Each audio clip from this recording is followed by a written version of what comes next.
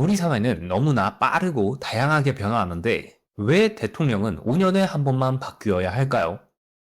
5년마다 국가의 운명을 놓고 쟤만큼은 대통령이 되어서는 안 된다고 기도하는 우리들의 모습이 과연 현대에도 효율적일까요? 먼저 제가 따져본 결과를 공유해보자면 우리에게 이제 대통령이 필요 없습니다. 야, 맞다. 우리나라 대통령 없었어. 한국 사람들은 10년 이내에 2번이나 대통령이 공백된 시기를 경험했습니다. 대통령 탄핵 재판 결과가 나오는 동안 각종 유언비어로 심각하게 갈라졌고 다음 대통령이 선출되기까지 후보자와 국민들은 지저분한 말싸움으로 정쟁에 참여했습니다. 정치인들은 자신이 국민의 행복을 위해 존재한다고 외치지만 실제로는 국민의 스트레스가 거의 정치인들에게서 비롯되었죠. 그래서일까요? 우리는 누가 대통령이 되어야 하는가 보다 쟤만큼은 대통령이 되어서는 안 된다는 이유로 투표에 참여하는 경향이 높습니다. 불과 수년 만에 94%의 유권자가 상대 진영에 갖는 비호감이 눈에 띄게 증가했고 겨우 6%의 유권자만이 호감을 남겨두었어요. 이제는 좌우를 막론하고 서로가 서로에게 정상과 비정상의 싸움이라고 말합니다. 유권자들은 차악이더라도 정상적인 대통령을 뽑고자 투표에 참여하죠. 반대편을 최악의 비정상 대통령으로 부르면서 말이에요. 우리는 이 전쟁통을 5년에 한 번 아니면 그보다 빨리 오는 것을 기다리고 있습니다. 왜 그럴까요? 선거를 통해서 대통령이 바뀌면 정상적인 국가에서 살 수 있을 거라고 착각하기 때문입니다. 그런데 정상적인 국가라는 게 뭔가요? 중국을 완전히 배척하고 일본과 친하게 지내면 정상 국가인가요? 아니면 일본을 완전 배척하고 중국과 친하게 지내면 정상 국가인가요? 북한을 짓밟거나 완벽히 갈라선 상태의 한국이 정상 국가인가요? 아니면 북한에게 꼬리치며 억지로 달라붙는 관계인 한국이 정상 국가인가요? 당신에게 정상적인 국가가 올바른 대한민국의 모습인가요? 무슨 권리로요? 주권자니까요? 그럼 다른 사람은 주권자가 아닌가요? 당신이 타인을 비정상으로 여기는 것처럼 당신도 타인에게 정상적인 주권자가 아닐 가능성은 고려하지 않나요? 우리는 완벽히 착각하고 있습니다. 이러한 착각을 하는 이유는 우리의 투표 시스템이 그렇게 짜여져 있기 때문이에요. 한번 살펴볼까요? 누가 투표하나요? 국민이. 언제? 5년마다. 어디서? 지정된 투표 장소에서. 무엇을? 대통령을. 어떻게? 투표 원칙에 따라. 왜? 각자의 이념을 위해. 여기서 핵심 문제를 발견할 수 있습니다. 우리의 정상적인 기준과 가장 관련 깊은 왜 항목은 각자의 이념인데 실제로 투표되는 무엇 항목은 대통령이에요. 다시 말해 현재 투표 시스템은 대통령을 바꾸면 정상적인 국가에서 살 수 있을 거야 라고 은연중에 속삭이고 있습니다. 우리는 투표 시스템상 목적인 이념을 위해서 수단인 대통령이 뽑혀야 하기 때문에 선거 유세 한 달 전까지 별로 응원하지도 않았던 사람에게 무언가에 씌인 것처럼 갑자기 열렬한 지지를 보냅니다. 그 사람이 나의 정상적인 이념을 위해 발 벗고 나서줄 것이라고 착각하면서 말이죠. 정치인들은 이러한 원리를 이용해서 우후죽순 포퓰리즘적인 공약을 내걸기도 하고 이웃나라의 과격한 발언을 서슴없이 내뱉기도 합니다. 아니면 동성애와 환경오염에 대한 입장으로 확고한 소수표를 확보하기도 하죠. 솔직히 또 까놓고 말해서 지금의 대통령은 포퓰리즘, 헤이트 스피치, 이익 집단 타겟팅을 통해 결정됩니다. 구체적인 예를 들어볼게요. 유권자 A씨는 반일이 최우선의 이념이라서 이재명 대통령을 뽑았어요. 민생회복 지원금 같은 건 줘도 되고 안 줘도 되는 돈이었죠. 하지만 반일에 일가견이 있는 정치인이라면 다른 부분들도 다 똑바로 정책을 펼칠 거라는 착각으로 열렬히 지지했습니다.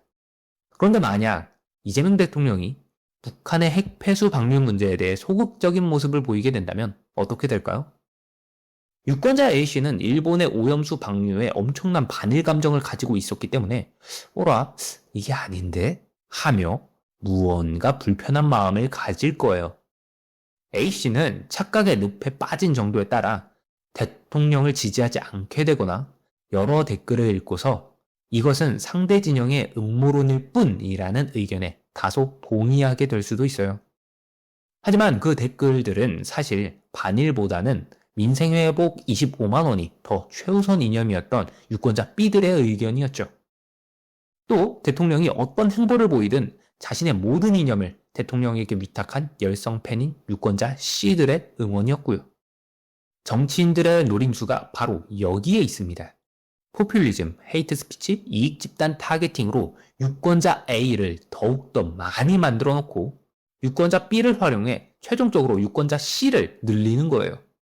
대부분의 유권자 A는 어느덧 내가 최우선으로 생각하던 가치가 무엇인지도 잊은 채 유권자 C로 변해 콘크리트 지지층으로서 대통령에게 자신의 가치관을 모두 맡기게 되죠. 그렇지만 이재명 대통령의 최우선 이념은 뭔가요? 엄밀히 말해 유권자 A, B, C 그 누구도 모릅니다. 그저 포퓰리즘, 헤이트 스피치, 이익 집단 타겟팅으로 규모를 키웠을 뿐이죠. 옛말에 10길 물속은 알아도 한 길 사람 속은 모른다는 속담이 있죠. 대통령이 사람인 이상 사람이 사람 속을 훤히 다 알 수가 없습니다. 하물며 정치인의 속내예요. 눈구렁이 100마리를 삶아 먹은 속이죠. 정상적인 국가를 찾아 헤매는 우리들의 모습.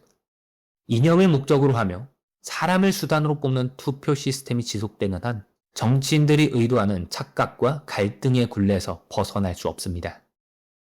왜 우리는 그들의 의도대로 서로를 비정상으로 바라봐야만 하는 걸까요? 우리는 모두 정상인으로서 투표 원칙에 따라 투표한 어엿한 주권자인데 말이에요. 이 지경이 된 이유는 내가 정상이고 상대방이 비정상이라서가 아닙니다. 우리 민주주의 시스템이 상대를 비정상이라고 착각하게 만들어 갈등을 유발시키기 때문이에요. 이 문제를 해결하기 위해서 바꿀 수 있는 요소는 두 가지로 좁힐 수 있어요.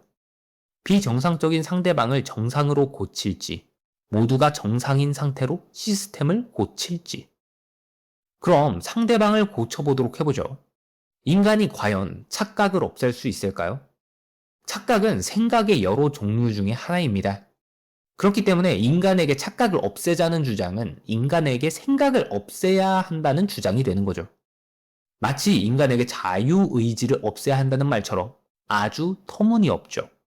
아무것도 나아질 수 없는 방향성입니다. 그러면 무엇을 바꿔야 하는지 답은 나오죠. 우리가 인간임에도 불구하고 더 착각과 갈등을 유도하도록 설계된 시스템을 바꿔야 합니다. 이를 위해서 무엇보다 우리가 투표하는 목적인 왜와 투표하는 수단인 무엇을 일치시키는 작업부터 이루어져야 해요. 사회주의 이념을 가진 유권자는 사회주의 정책에 투표할 수 있어야 하고 자유주의 이념을 가진 유권자는 자유주의 정책에 투표할 수 있어야 합니다. 투표는 대통령이 아닌 이념으로서 선별되어야 해요. 즉 수단으로서 사람을 뽑는 헛수고는 그만하고 앞으로 정책적인 약속에 구체적이고 직접적으로 투표할 수 있어야 합니다. 물론 이런 물음들이 생길 거예요. 대통령이 없으면 누가 국가 원수로서 나라를 책임지냐? 대통령이 없으면 누가 국가 대표로 세계 정상들과 만나냐? 이것도 못해. 저것도 못해. 이제 착각은 그만둘 때가 되었습니다. 이미 250년 전에 서양에서는 왕이 필요 없는 시대를 만들었어요. 왕이 있는 봉건사회에서 왕이 없는 세상을, 모태신앙으로 태어난 아이가 신이 없는 세상을 상상하기 어려운 것처럼 대통령제의 국가에서 태어나서 대통령이 없는 사회는 상상하기 어렵겠죠. 그래도 이제 우리는 대통령을 필요로 하지 않는 새로운 시대로 나아갈 시기에 도달했습니다. 왜냐하면 우리 대한민국도 세계의 무대에서 시대를 앞서 걸어가야 할 운명인 선진국이니까요.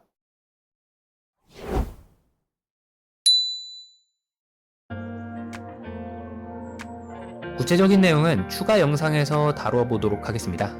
제로잉의 메시지가 최소 10만 국민에게 울림이 생길 때까지 저는 고요한 물 웅덩이에 계속 작은 돌멩이만 던지도록 할게요. 새로운 시대로 나아가기 위한 제로잉의 다음 메시지 또 들으러 와주실 거죠? 이번에도 제로잉에 참여해주셔서 감사드립니다. 다음 영상에서 또 만나요.